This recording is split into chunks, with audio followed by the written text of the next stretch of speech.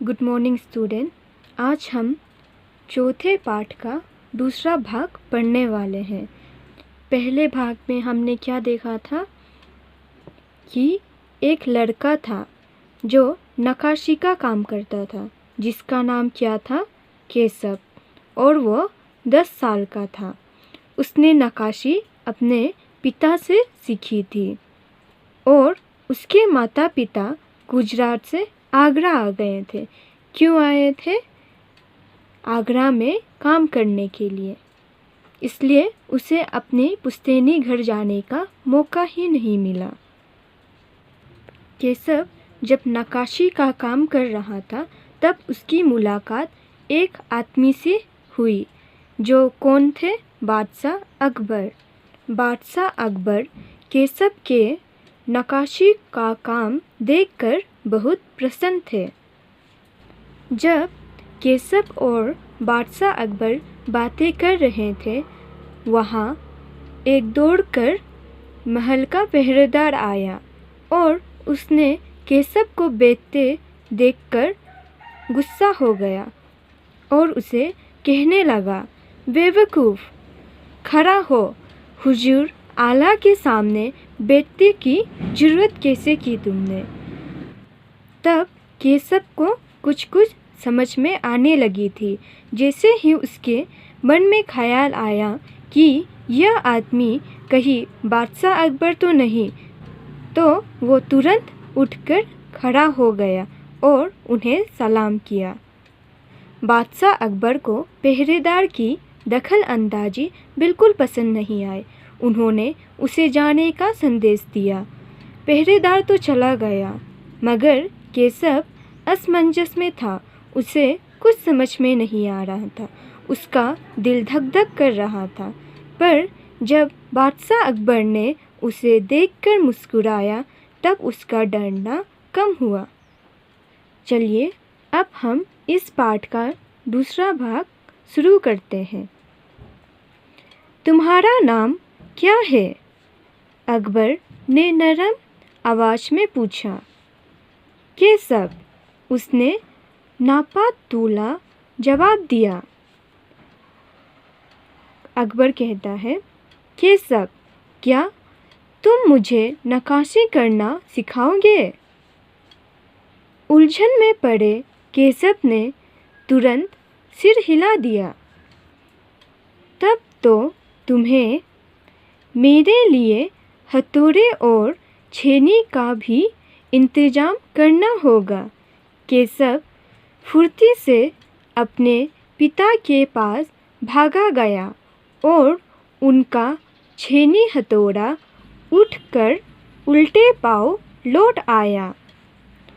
दोस्ताना अंदाज में अकबर केशव के पास जमीन पर बैठ गए और पास में पड़े पत्थर को खींचते हुए बोले, ठीक है, अब बताओ कि मुझे क्या करना है?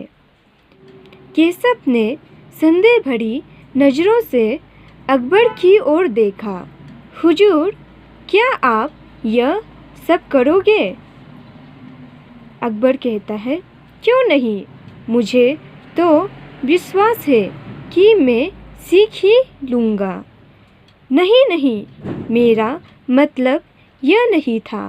केशव सकपका गया, मतलब घबरा गया। दरअसल मैं कहना चाहता था कि आप इतने बड़े बादशाह हैं, ये ठीक नहीं लगता। उसने कुछ अनमने भाव से कहा। अकबर हंसकर बोले, अच्छा, लेकिन पिछले हफ्ते तो मैंने मिट्टी से भरी डालियाँ ढोने में किसी की मदद की थी। क्या यह काम उससे भी ज़्यादा मुश्किल है? केशव अभी भी असमंजस की स्थिति में था, मतलब दुविधा में था। वो अकबर के पास बैठ गया और उन्हें छेनी पकड़ने का सही तरीका सिखाने लगा। फिर जैसे कि केशव के पिता ने उसे सिखाया था, उसने कोयले के टुकड़े से पत्थर पर लकीरें खींचकर एक आसान सा नमूना बनाया और गंभीरता से कहा, देखिए, सिर्फ इन्हीं लकीरों को बहुत ध्यान से तराशना है। अकबर ने पत्थर पर छेनी रखी और जोर से हथौड़े से वार किया, जिससे कटाव ज़्यादा गहरा हो गया। अरे अरे, नहीं नहीं, केशव ने तुरंत गलती पकड़ी। हथौड़े को आहिस्ता से मारना है, ऐसे उसने करके दिखाया। और हाँ, अपनी आंखें थोड़ी मीच कर रखे, वरना कीचड़े उड़कर आँखों में चली जाएगी। अकबर मुस्कुराए, जी हुजूर। अब केशव बादशाह अकबर को नक्काशी करना सिखा रहा है। उसने जैसे उसकी पिता ने उसे नक्काशी करना सिखाया था, उसी तरह वो अकबर को सिखा रहा है। पहले उसने कोयले के टुकड़े से पत्थर पर लकीरें खींची और कहा कि सिर्फ उन्हीं लकीरों पर ध्यान से तराशना है। अकबर छेनी लेकर पत्थर पर जोर से कटाव किया। उसी समय केशव उनकी गलती को पकड़ लेता है।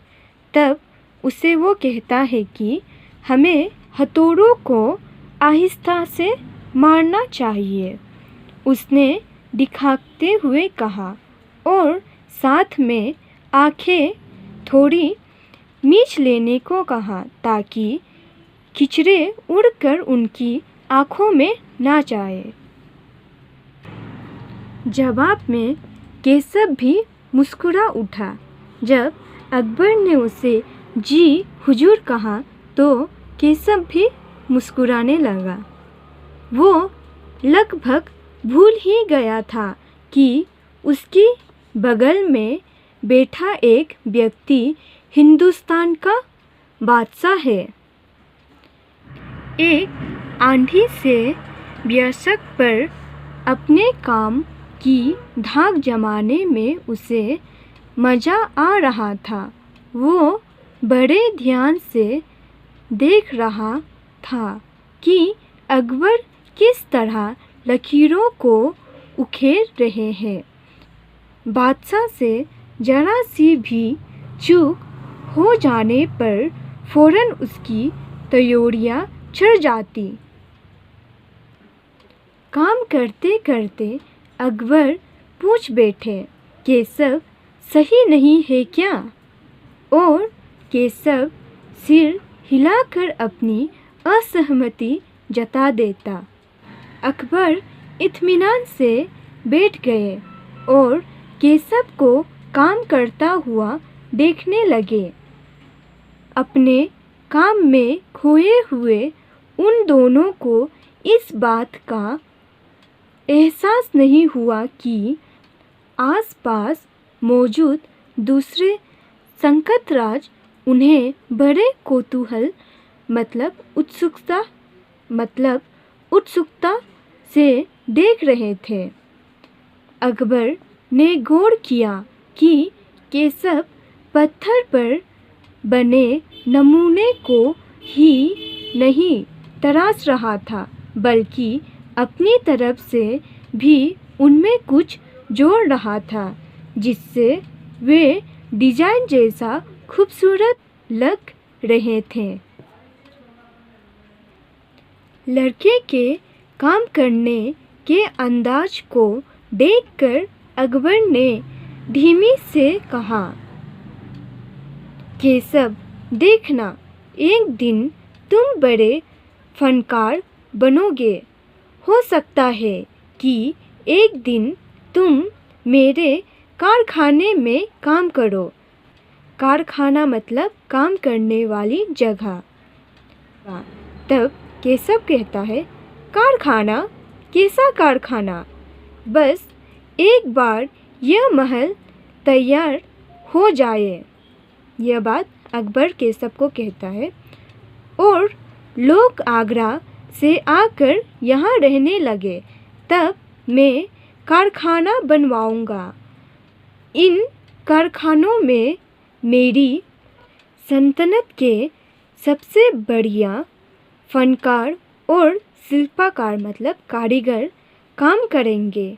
चित्र बनाने वाले कलाकार गलीचों के बुनकर संकतराश पत्थर और लड़ी पर नक्काशी करने वाले शिल्पकार सभी वहाँ काम करेंगे।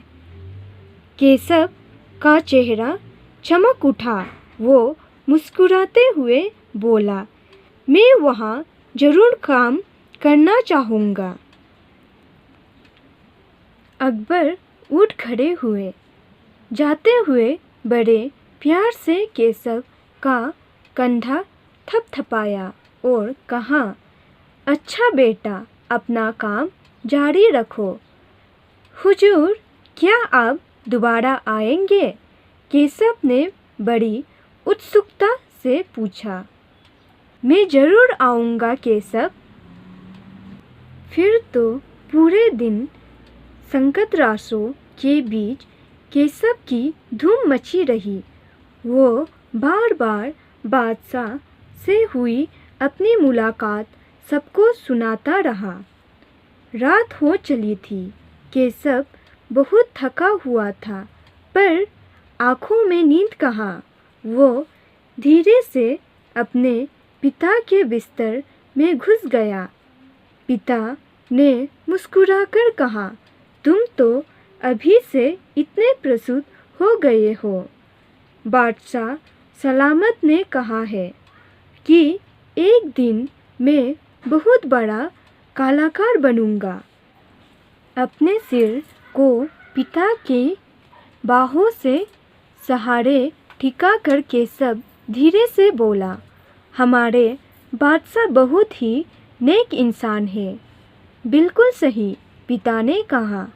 कुछ सोचकर केशव ने पूछा, बाबा एक बात बताओ, बादशाह के पास आगरा में एक से बढ़कर एक खूबसूरत महल है, फिर वे सिकड़ी में यह शहर क्यों बनवा रहे हैं? पिता ने कुछ याद करते हुए बताना शुरू किया। हाँ बेटा, बादशाह का आगरा बहुत सुंदर शहर है, पर सिकड़ी में नया शहर बनवाने का भी एक खास कारण है। मैंने सुना है कि जब बादशाह अकबर की कोई संतान नहीं थी, वो इस वजह से वे हर वक्त परेशान रहते थे। वे बहुत से साधु संतों और फकीरों के पास गए। भटकते भटकते बादशाह ख्वाजा सलीम चिश्ती के पास सिकड़ी आए। उन्होंने ही बादशाह को बताया कि उनके एक नहीं 3 सल्तनत होगी। शहजादा सलीम, मुराद और दनियाल, केशव ने चहकते हुए कहा। बिल्कुल सही। तब बादशाह ने ख्वाजा सलीम चिश्ती के सम्मान में सिकड़ी में नगर बसाने का फैसला किया था। केशव ने कहा, अच्छा, अब समझा। इसलिए बादशाह अकबर ने अपने बेटे का नाम सलीम रखा है।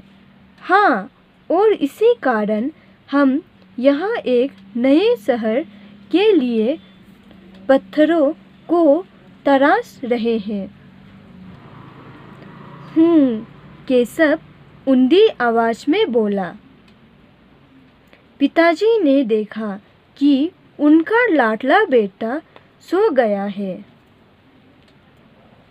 तो इस प्रकार हम यह पाठ समाप्त करते हैं। धन्यवाद।